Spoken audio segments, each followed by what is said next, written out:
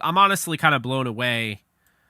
There's an alarming amount of people that think Patrick Peterson is better than Jalen Ramsey. But furthermore, the fact that he isn't overrated, which, I mean, he is. If you look at his statistical output, it doesn't match how he's described by everyone else. So it doesn't mean, and again, let's just be real here. Overrated doesn't mean bad, right? Doesn't mean bad. If you're overrated, that just means that you're not as good as the way you are perceived. People put you up here when you're here. You can still be good and be overrated. You know? But yeah, so I got some stuff here, and it's not all pretty and everything how I normally like to present facts and statistics and all that if I do. However, we're going to throw it up there on the screen because I made a little note. And let's see here. We're going to put it right up. It's funny, the image for the crawler is still up there from the last live stream. Okay, so basically everyone has started to make this out to be like, okay, yeah, like Patrick Peterson, not everybody, but Patrick Peterson belongs to the same conversation as Jalen Ramsey. And that is, I mean, it's not like it's untrue, but let's put it this way. Jalen Ramsey would have to play another 10 years. Actually, sorry, you would have to play another 11 years. Okay? If he played another 11 years, averaging 3 touchdowns given up a season like he's doing right now, he would finally then pass Patrick Peterson for how many touchdowns he's given up in his career. Richard Sherman, he's given up 18 in his career, which likely ended. It looks like he's in TV now. That's good. Jalen Ramsey has 18 for his career. So Sherman's on a whole other level.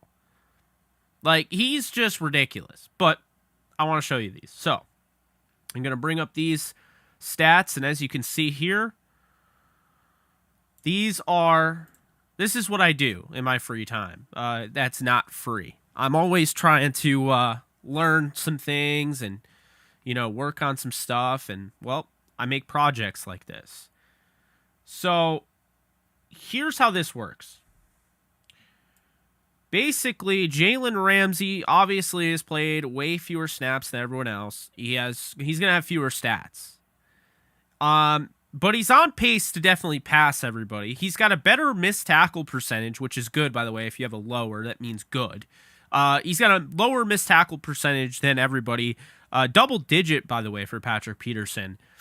And obviously the targets are going to be lower, but if you look, receptions given up, I mean, Patrick Peterson gave up 484 receptions to Richard Sherman 324. They played about the same amount of time. Patrick Peterson's still playing. And, then you look at, okay, yards per reception given up. Ramsey allows the fewest.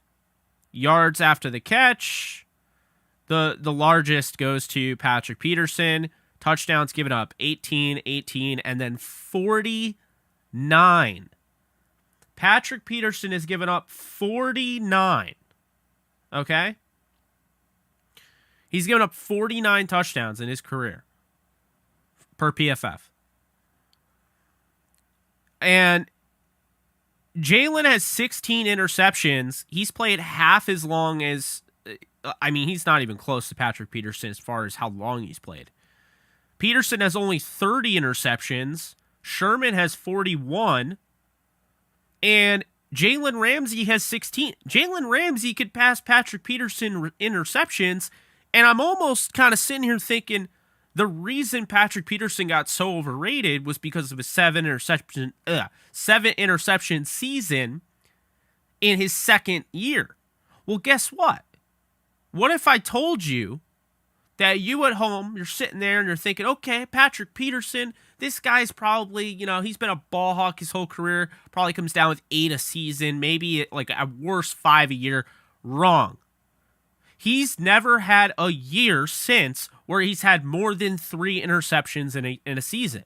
So that just tells me that his rookie season, when he broke out onto the scene as a returner and became an All-Pro as a returner, that on top of playing at LSU, being highly drafted, and then having that season in his second year of having 7 interceptions, his career's good.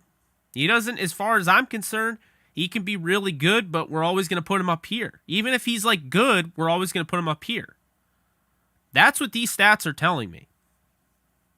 The film tells you that too, but I can't use the film. Once you use the film, people are like, well, that's just a 5-second clip. You can't use that, whatever.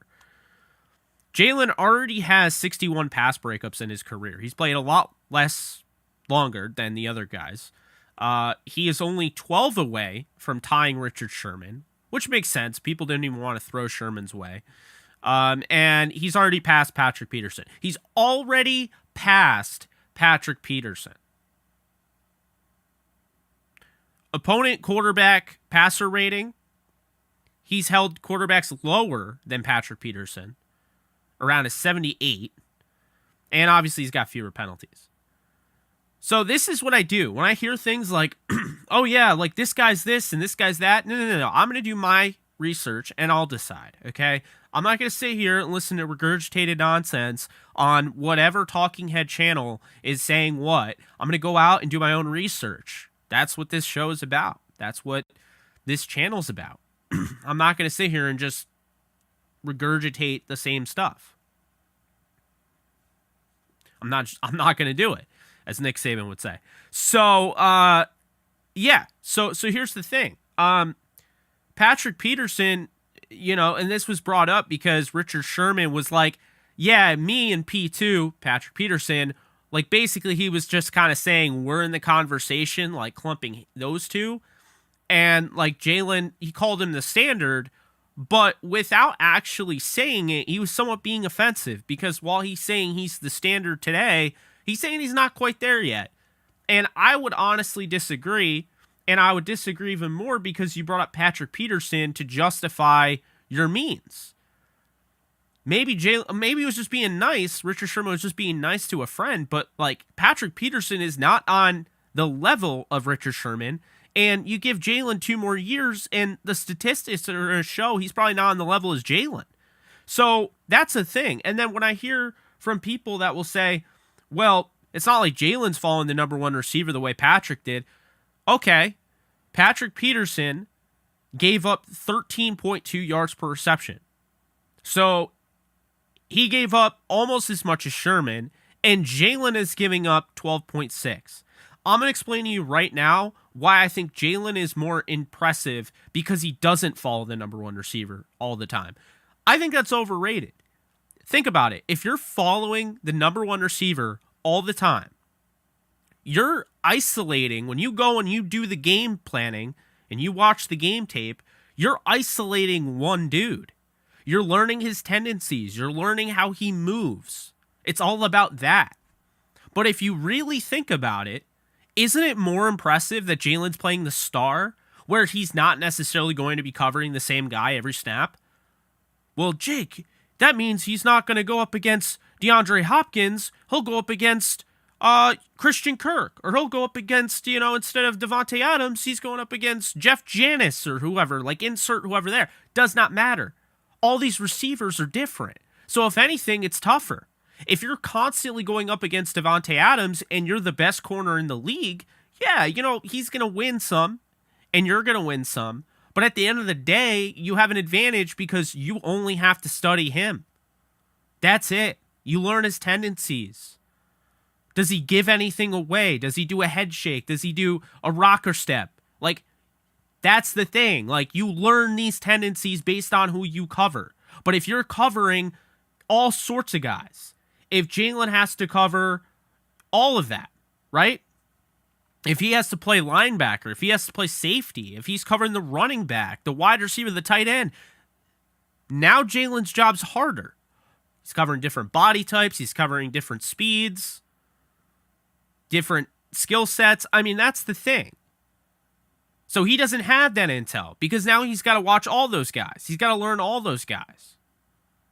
I mean, it's a lot easier when you're going up against Devontae Adams all game than it is to go up against Darren Waller, and then go up against Renfro, and then, oh, by the way, Josh Jacobs and Kenyon Drake. And see, that's the thing. Like, it's harder because now you're going up against all these different body types. I mean, Darren Waller's like 6'6". Completely different way to cover him.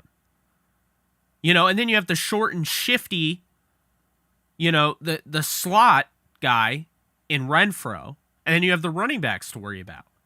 Now, I'm not saying he's going to play the star this year. I think they're going to move him away from that a little bit. But the point is, Jalen has had the toughest job of any corner I've seen over the last, I don't even know how many years watching football. And he's taken it like a champ, and he has not fallen off. You know how good he is? As soon as he gives up a touchdown, everybody wants to make fun of him like it's a big deal. It's ridiculous. I mean, let's put it this way. Trayvon Diggs had over 10 interceptions this year. He gave up over 1,000 yards on the season. Jalen didn't even give up 1,000. Like, he gave up like 600 something, maybe even less than that. So, sorry, Jalen's become underrated. He was number 1 in the top 10 because, duh. He's not on Donald's level at the cornerback position, but he's kind of close. Like, Jalen is a lot better than the next guy. He does a lot more, and he takes on a way heftier workload. The only one that you can really compare to Jalen right now is Derwin James, based on the fact that they do similar things. That's the thing. If you're comparing corners, Jalen's kind of transcended the cornerback position because he's not just doing one specific thing. He's good at multiple things. And I see somebody mentioning, what about Revis and Darrelle Revis? And I'm like, yeah, what about Darrelle Revis? I mean, why is he not mentioned? Why is Patrick Peterson mentioned but not Darrelle Revis? That I don't understand.